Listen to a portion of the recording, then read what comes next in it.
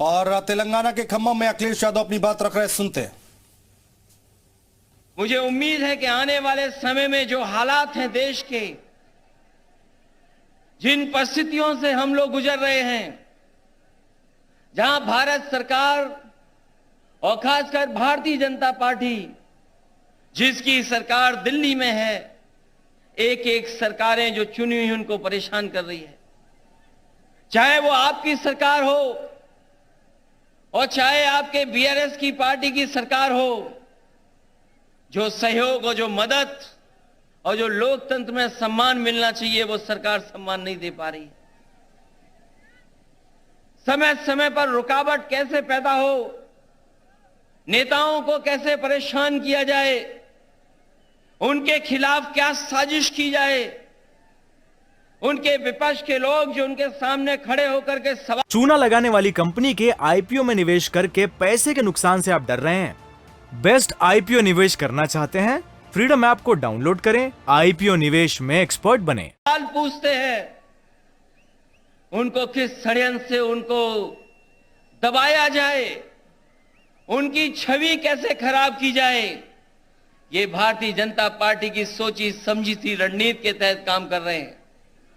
जो संस्थाएं हमें न्याय देना चाहती हैं, जहां से हम न्याय के लिए पुकार सकते हैं, उन संस्थाओं को भी दबाव बनाने का काम अगर कोई कर रहा है तो भारतीय जनता पार्टी कर रही है। अभी कल ही भारतीय जनता पार्टी की मीटिंग खत्म हुई है और उन्होंने कहा कि 400 दिन बाकी हैं। हमें तो लगता था कि ये सरकार तो वो है जो दावा करती थी कि हटेगी नहीं, अब तो वो स्वयं स्वीकार कर रही है कि अब 400 दिन हैं।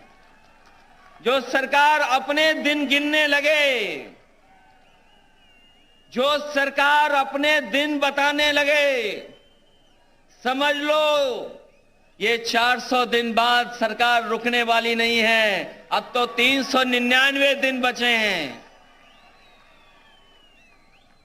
और जैसा कि भारतीय जनता पार्टी का समय समय पर जो बुनियादी मुद्दे हैं कि महंगाई कैसे कम हो, बेरोजगारी कैसे कम हो, हमारे लोग जो भारत छोड़ करके चले जा रहे हैं, कुछ लोग तो अपनी खुशहाली के लिए जा रहे हैं, लेकिन बड़ी संख्या में लाखों लोग ऐसे हैं जो धन दौलत उनके पास है, वो इस देश में रहना नहीं चाहते क्योंकि ये सरकार उनको रहना नहीं देना चाहती। इनके पास बुनियादी ठोस मुद्दे जो किसान की जरूरत के वो नहीं पूरे कर रहे हैं। आपको सबको याद होगा, यही बीजेपी के लोगों ने कहा कि हम किसानों की आय 2022 तक दोगुनी कर देंगे, किसान की आमदनी दुगनी हो जाएगी। हालांकि 2023 शुरू हो गया है, लेकिन मुझे तो ये लगता है किसान की तकलीफ और परेशानी को देख करके इन भारतीय जनता पार्टी के लोगों का 2022 अभी खत्म नहीं होगा, इनका 22 खत्म नहीं होगा। 23 आ गया, 24 आ जाएगा, लेकिन भारतीय जनता पार्टी ने जो वादा किया था कि 22 तक हम किसानों की आय दोगुनी कर देंगे, वो अभी दोगुनी नहीं हुई है।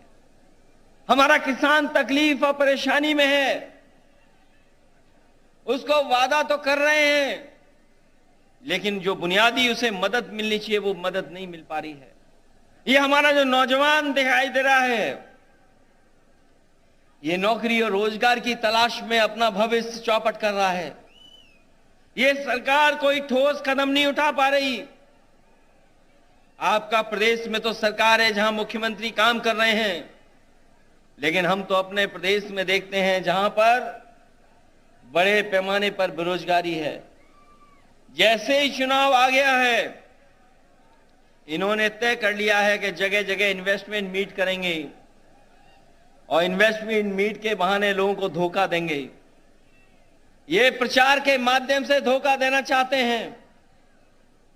वैसे तो समय समय पर देश के लोग और देश के जो नेता होते हैं वो G20 की अध्यक्षता कर रहे हैं, लेकिन इस बार इन्हें मौका मिला है अध्यक्षता करने का। मुझे लगता है कि केवल चुनाव के लिए ही प्रचार करेंगे, उसमें कोई ठोस कदम नहीं उठाएंगे।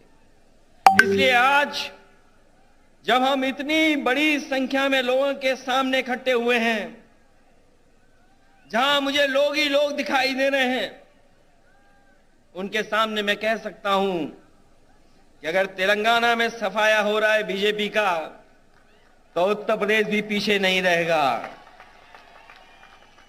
आप अपने प्रदेश से हटाइए, यूपी से हम लोग मिलकर के उनको हटाने का काम करेंगे। हम यूपी वाले यही जानते हैं कि जिन्हें प्रधानमंत्री बनना है वो उत्तर प्रदेश जरूर आते हैं। इसीलिए आपने देखा होगा गुजरात से उत्तर प्रदेश आए। अगर गुजरात से प्रधानमंत्री बन सकते होते तो शायद गुजरात को नहीं छोड़ते, लेकिन उत्तर प्रदेश के साथ जो धोखा हुआ है उसकी आप कल्पना नहीं कर सकते। मां गंगा हमारी पूजा का, हमारी आस्था का, हमारी संस्कृति की स्थान है। एक पानी का जहाज चला करके, विलासता का जहाज चला करके न जाने क्या सपने दिखा रही है सरकार। और जिस मां गंगा को साफ हो जाना चाहिए था, मां गंगा वैसी की वैसी है, नदी साफ नहीं है, नदी को साफ नहीं कर पाए। मुझे खुशी है इस बात की कि जब मैं मुख्यमंत्री था उस समय आपके मुख्यमंत्री जी ने एक फैसला लिया था कि यहां पर किसानों के खेत तक और घरों में पानी पीने का कैसे इंतजाम किया जाए।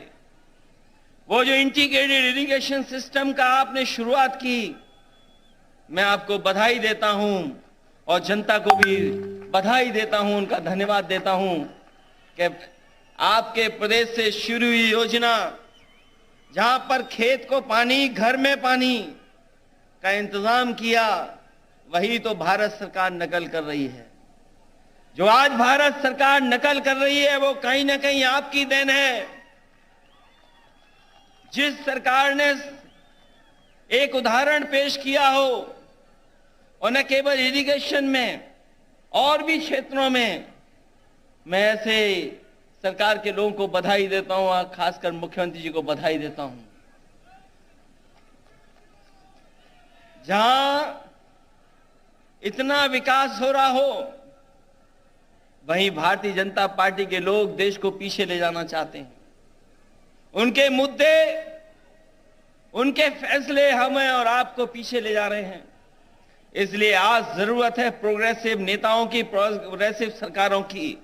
और मुझे उम्मीद है कि जिस तरीके से भारतीय जनता पार्टी ने देश को पीछे कर दिया है हर चीज में, हम सब मिलकर के जो मंच पर बैठे हैं और प्रदेशों में भी हैं, जो साथ मिलकर के काम करेंगे तो देश को एक नई सरकार भी और नए तरह का एक प्रोग्रेसिव एजेंडा देकर के देश को आगे ले जाने का काम करेंगे। मैं एक बार फिर बधाई देता हूं कि आपने जितना प्रचार करना चाहिए था, आपने भगवान विष्णु, उनके अवतार भगवान नरसिम्हा जी का जो मंदिर का निर्माण कराया, मैं आपको बधाई देता हूं। आपने काम ज्यादा किया, प्रचार कम किया, लेकिन कुछ लोग तो ऐसे हैं जो काम कम प्रचार ज्यादा करते हैं। चूना लगाने वाली कंपनी के आईपीओ में निवेश करके पैसे के नुकसान से आप डर रहे हैं? बेस्ट आईपीओ निवेश करना चाहते हैं? फ्रीडम ऐप को डाउनलोड करें, आईपीओ निवेश में एक्सपर्ट बने।